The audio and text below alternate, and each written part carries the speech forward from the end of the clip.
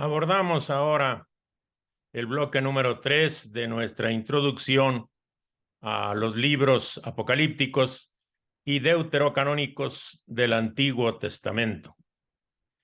Han ustedes trabajado han hecho un pequeño ejercicio sobre el libro de Daniel, un libro apocalíptico, canónico, protocanónico del Antiguo Testamento.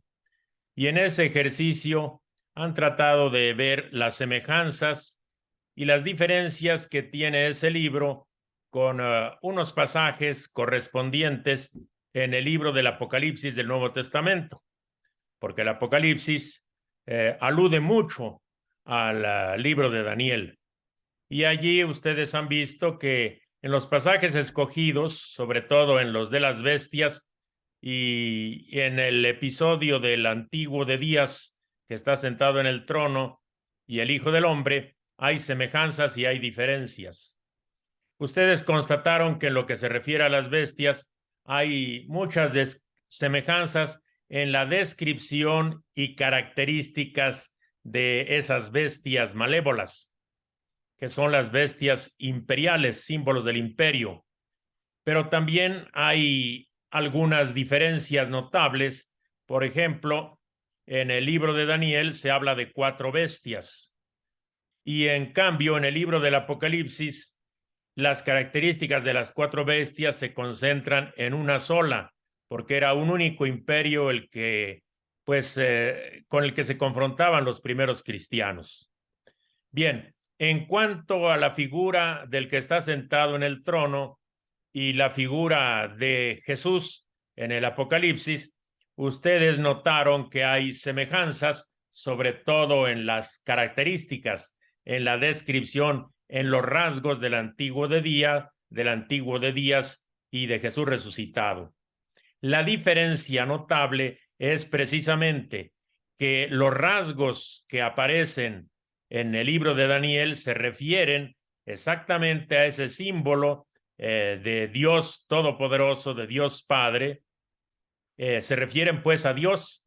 En cambio, en el libro del Apocalipsis, esos rasgos y esas características se refieren a Jesús resucitado. Y entonces comenzamos a notar cómo en el libro del Apocalipsis hay una alusión clara al Antiguo Testamento, pero los rasgos de Dios se los atribuye al Apocalipsis a Jesús resucitado. Hay una equivalencia dinámica de características entre Dios y entre Jesús. Bueno, con eso es suficiente. Pasamos ahora a el tema propio que ahora nos compete, que es precisamente comenzar con los libros de los Macabeos, pero yo quisiera que nos fuéramos a el índice de sus apuntes. Allí vamos a proyectar la pantalla para que lo veamos, y con ello quisiera yo aludir a los libros deuterocanónicos, que son efectivamente 7. ¿Cuáles son esos libros deuterocanónicos que vamos a estar estudiando? Pues más bien nos vamos a introducir, a motivarles a que ustedes los lean. Son 1 y 2 Macabeos, luego Tobías y Judith, que son relatos edificantes, y luego los libros sapienciales, que es el Eclesiástico y la Sabiduría, y finalmente también libro de Baruch. Vamos a ver los primeros 6 y el libro de Baruch lo trabajarán ustedes en una tarea.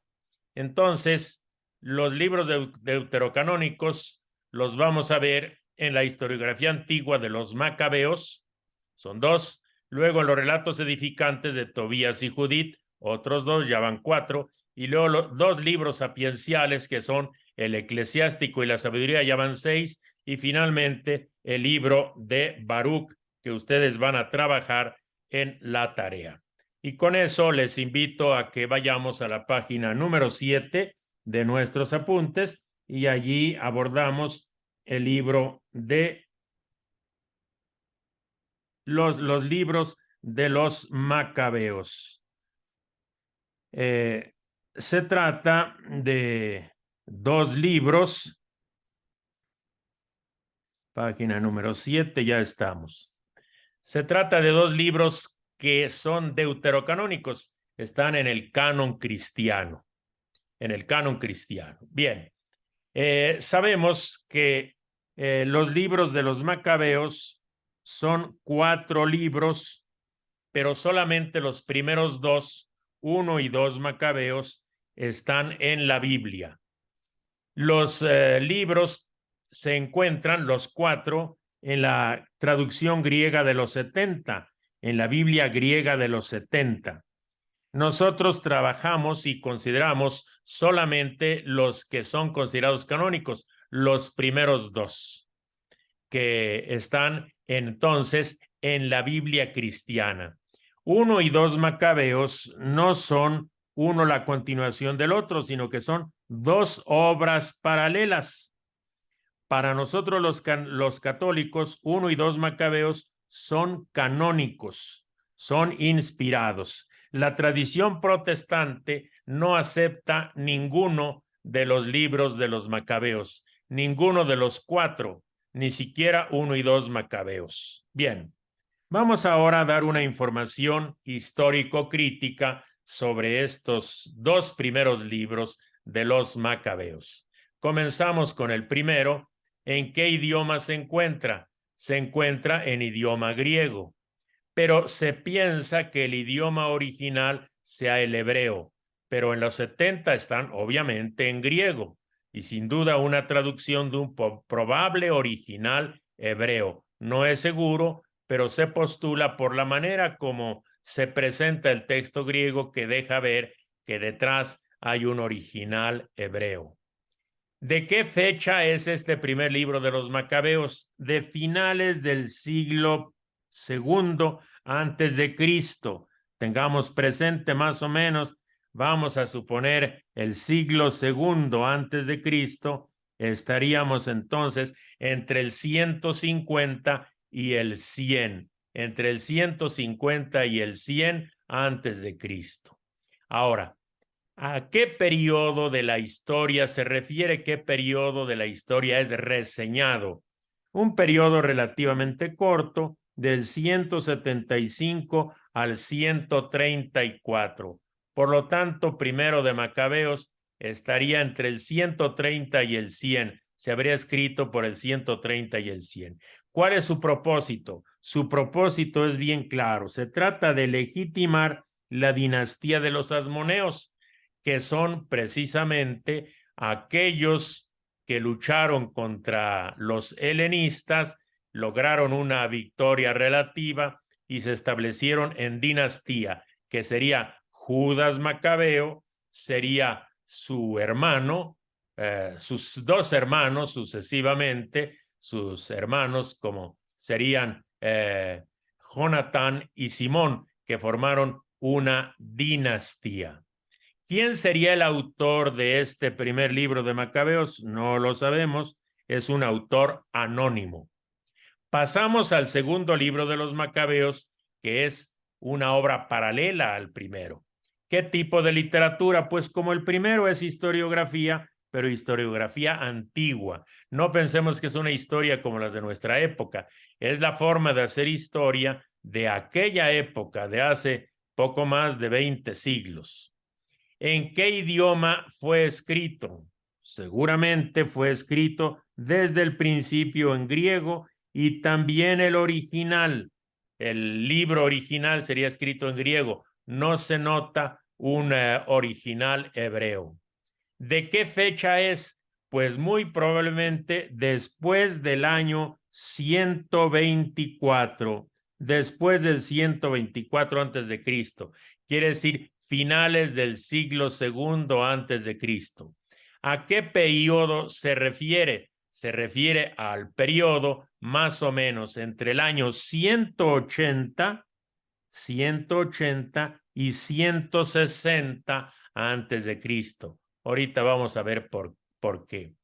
¿Quién sería el autor? Es un autor anónimo, pero ese autor anónimo dice que resume una obra en 5 tomos de un tal Jasón de Cirene una obra que no se conoce. Esa sería su fuerza principal y el libro de Segundo de Macabeos sería un resumen de él.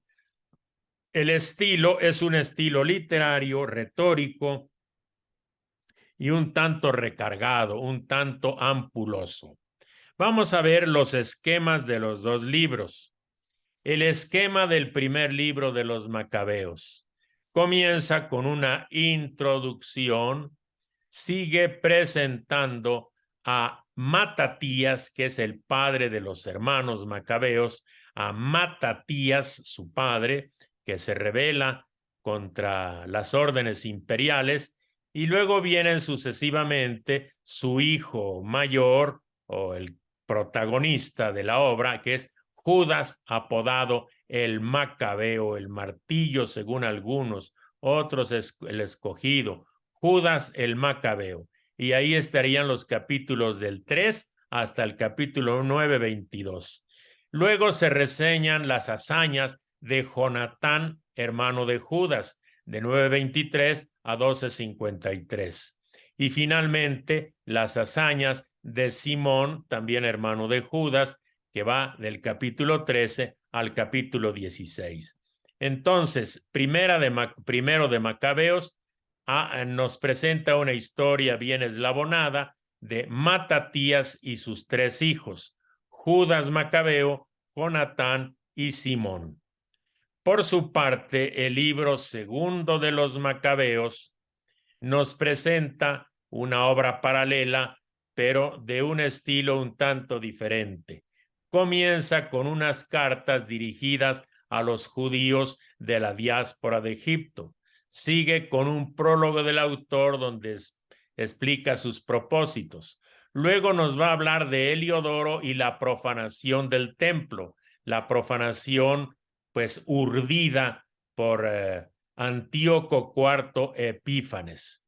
También va a ser una descripción de cómo en ese tiempo, en ese momento, los sacerdotes del templo de Jerusalén eran unos sacerdotes impíos que negociaban con la religión, que incluso algunos de ellos compraban el cargo del sumo sacerdote y de esa forma deponían a uno y justamente apoyándose en el dinero que daban, lograban imponerse como sumos sacerdotes.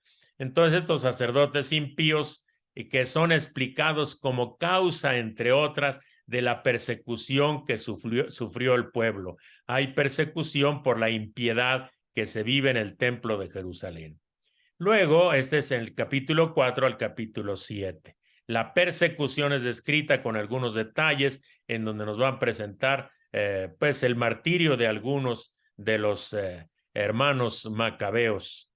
Luego viene la descripción de las hazañas de Judas el Macabeo, que logra sobreponerse a lo que quedaba del imperio seleucida allí como, pues diríamos, un remanente de ese ejército que tenía que ir a ocuparse de otras guerras quizá más importantes y descuidaron el frente sur y entonces Judas logró deshacerse de ellos y purificar el templo con una solemne celebración, del capítulo 8 al capítulo 10, versículo 9. Luego viene Judas, que venció finalmente a Antíoco V Eupátor. El problema había sido con Antíoco IV y ahora viene Judas, que logra vencer a Antíoco V. Y finalmente Nicanor y la blasfemia contra el templo en los capítulos 14 y 15. Diríamos la arrogancia del prepotente mandamás del imperio del norte, del imperio seleucida, que blasfema contra el templo y tiene que afrontar las consecuencias. Como ven ustedes, en el libro segundo de los Macabeos se muestra pues todas las circunstancias que se vivían en ese momento, circunstancias de la agresión cultural y militar por parte del imperio seleucida, del imperio helenista de los seleucidas, y luego la reacción por parte de la gente de Israel y en concreto la reacción de uno de los hijos de Matatías. En el segundo libro de los Macabeos solamente se reseñan las hazañas de Judas, que logró purificar el templo. Te hablo un poco después. Judas, que logró purificar el templo. No se reseñan las hazañas de los restantes de la dinastía de sus hermanos Jonatán y Simón. Esas sí están en el primer libro de los Macabeos. La razón es que estos dos últimos hermanos pues realmente no tuvieron la altura moral de Judas y pues perseguían mucho los intereses económicos, políticos y hasta religiosos, porque sin pertenecer a la orden sacerdotal, se hicieron nombrar, por lo menos Simón, sumo sacerdote. Y eso le pareció al autor del segundo libro de los Macabeos, le pareció algo muy indebido. Solo reseña las hazañas de Judas y no las hazañas de Jonatán y de Simeón. De esta manera tenemos dos obras paralelas que nos muestran la reacción fuerte en el pueblo de Israel en contra de un imperio colonizador, un imperio dominante, hegemónico, agresivo y violento que atentó contra el templo de Jerusalén.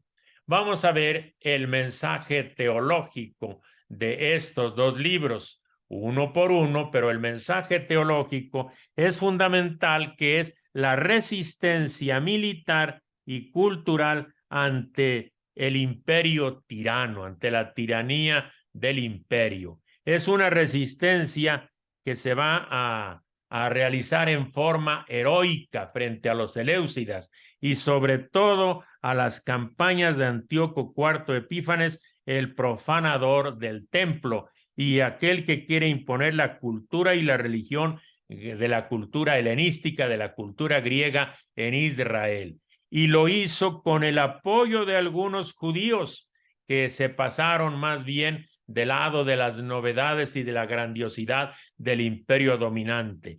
Pero muchos otros judíos lucharon para mantener su libertad en lo religioso, en lo cultural y en lo político.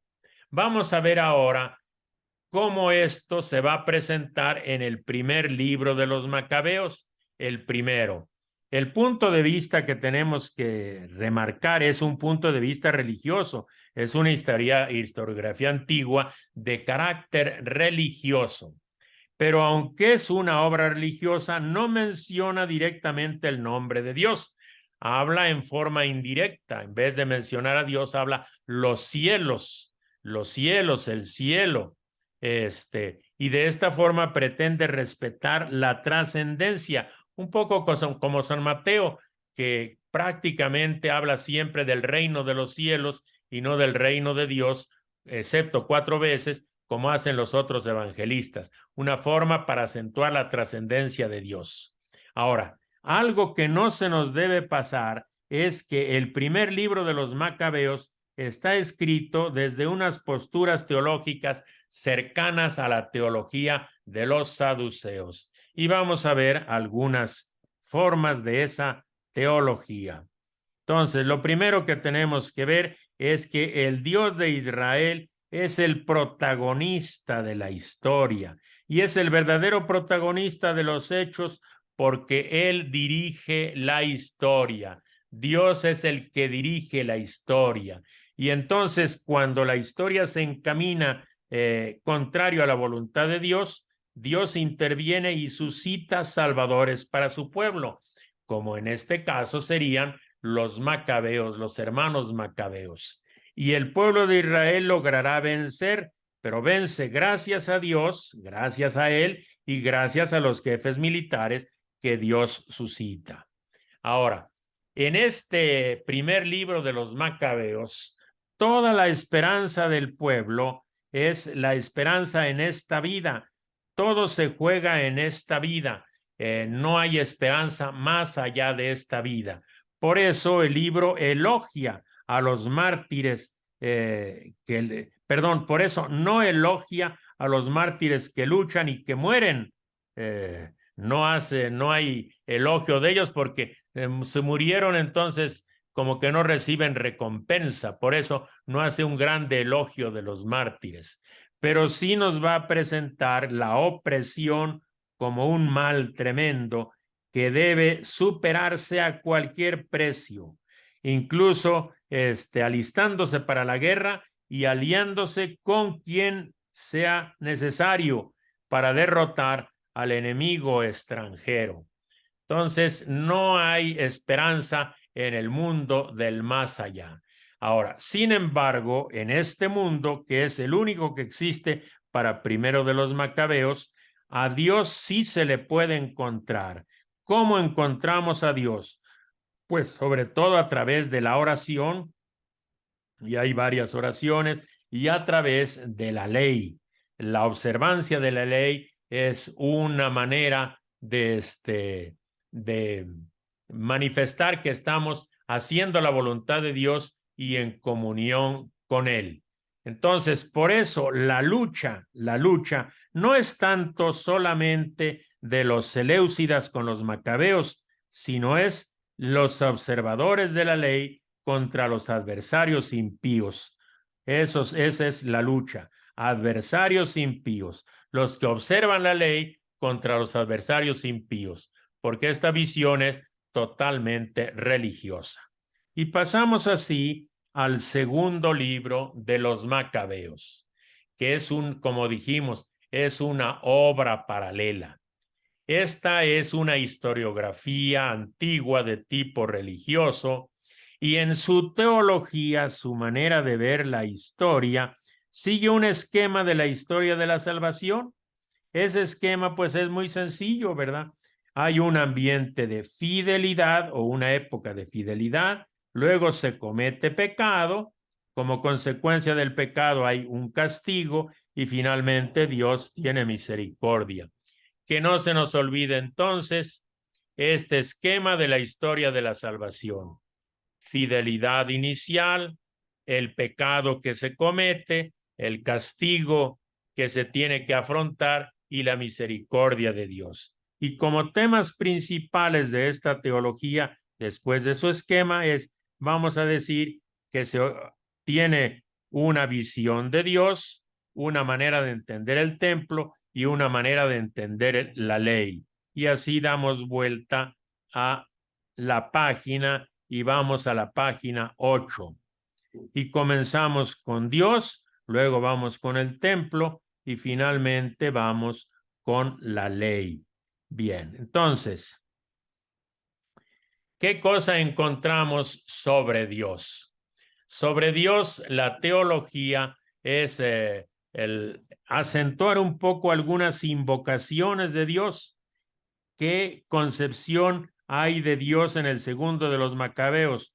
Un Dios bondadoso, un Dios que es providente y cuida de sus criaturas, un Dios que es sobre todo justo, que es omnipotente y que es eterno.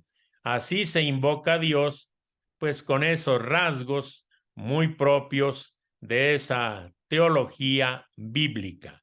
Además, Dios es el Dios creador y creó todo de la nada. Recordemos que en este segundo libro de los Macabeos se habla de la creación de la nada y que además Dios no desatiende a los justos.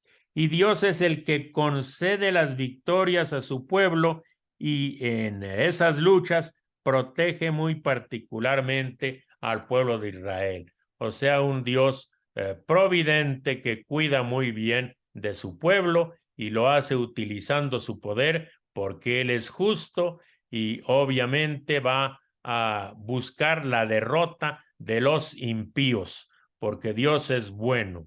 Bien, pasamos ahora a la cuestión del templo. Sabemos que el templo fue profanado por Antíoco IV, profanado y saqueado, e incluso se dice que instaló una estatua de Júpiter en el mismo templo, ¿verdad? Una profanación máxima, llamada la abominación de la desolación. Y en este sentido, el libro del segundo de los Macabeos insiste mucho en la santidad del templo, el templo como lugar santo, y por lo tanto, si alguien hace una agresión al templo y quiere destruirlo, más temprano que tarde va a sucumbir. Sucumben los que atentan contra el templo. ¿Qué cosa tienen que hacer los fieles al Dios vivo, los fieles al Dios verdadero? Pues tienen que tratar de recuperar el templo y además recuperar no solo el templo, sino la libertad como pueblo, sacudirse los yugos de los opresores y además así poder observar la ley y las tradiciones del pueblo. Esas tradiciones tienen que ver con mucho con el culto y con las costumbres religiosas. Así podrán observar la ley sacudiéndose a esos opresores y recuperando al templo como lugar santo. Vamos a ver ahora otro rasgo del libro segundo de los Macabeos. Hay que insiste mucho en la observancia fiel de la ley, la fiel observancia de la ley. Si queremos manifestarnos en comunión con Dios, hay que hacer su voluntad y esa voluntad está en la ley y por lo tanto hay que observar, hay que practicar la ley. Y recordamos entonces que en esta teología Dios es misericordioso, tiene misericordia con la gente piadosa que obedece la ley. Y entonces esta fidelidad a la ley, esta espiritualidad de la ley, es lo que según algunos acerca este libro a las cercanías, pues demuestra las cercanías que tiene con la piedad y la religiosidad de la corriente farisea. Y con esto nosotros vemos pues que el primer libro de los Macabeos es más saduceo, el segundo libro de los Macabeos es más fariseo. Y entonces vamos a ver ahora un poco la visión de la historia y de la, diríamos, de los seres humanos que viven en la historia, los seres humanos que actúan en la historia. Este libro segundo profesa claramente, que no se nos olvide, claramente, voy a ponerlo con otro color, claramente la retribución después de esta vida. Por lo tanto, es un libro en donde es muy clara la fe y la esperanza en la resurrección. Un libro del Antiguo Testamento donde es muy clara la esperanza en la resurrección, que es la esperanza que anima a los mártires. Entregan su vida porque saben que la van a recuperar de nuevo y por eso se burlan del tirano. Tú me matas y me quitas este cuerpo, pero lo habré de recuperar en la resurrección de los justos. Y entonces los mártires vienen exaltados como los grandes héroes por su fidelidad a la ley de Dios. No desobedecen la voluntad de Dios, se mantienen fiel a su ley, aunque los maten, porque saben que Dios los va a resucitar. Y en el fondo hay una visión muy particular y es que la solidaridad con el pueblo no se rompe con la muerte. Uno sigue siendo solidario con el pueblo fiel a la ley, incluso más allá de esta vida, más allá de la muerte. Por eso, entonces, el libro de los segundo de los Macabeos es de la corriente farisea, los que creen en la resurrección, los que creen incluso en los ángeles, como Pablo lo mostró cuando lo juzgaron en el Sanedrín. En cambio, el primer libro de los Macabeos es más cercano a la piedad saducea, donde no creen en la resurrección. Los saduceos no creen en la resurrección. Bueno, y con esto los podemos mandar a realizar el ejercicio número 3 sobre el libro de los Macabeos. Lean bien lo que se les solicita y verán que harán un ejercicio muy provechoso, sobre todo viendo las convicciones religiosas las creencias que tenían los que escribieron estos libros y aquellos a quienes eran dirigidos. Un poco el primer libro de Macabeos, muy parecido a la religiosidad saducea, el segundo libro muy parecido a la religiosidad farisea, donde se cree en la resurrección y también en los ángeles, en el más allá de esta vida, en la retribución después de la muerte. Creo que con esto es suficiente para animarles a leer los libros de los Macabeos y hacer un pequeño ejercicio sobre ellos.